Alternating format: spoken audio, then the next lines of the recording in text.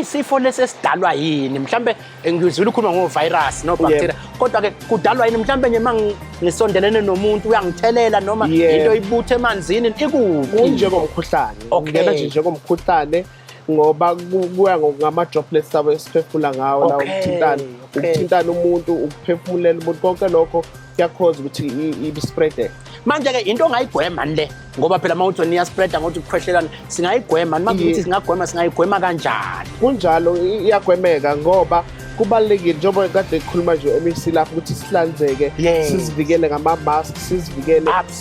nje ukusanithayizeni ukuthi sizinakekele ney'ngane zethu futhi ngokunjalo futhi ukubuyela nje kuleya mgomo esasesiyithathile ngo-COVID ikona okungacishe kusilekelele kakhulu kunjalo absolutely manje mase nisilapha-ke siyalapheka yini noma kusuke sekubhubhulabhubha nje mina bese ngishilo kodwa ukuthi asiye esibayeni sishaye siphile kodwa-ke ngapha niyasilapha nilesifo lesi lesi sifo siyalapheka absolutely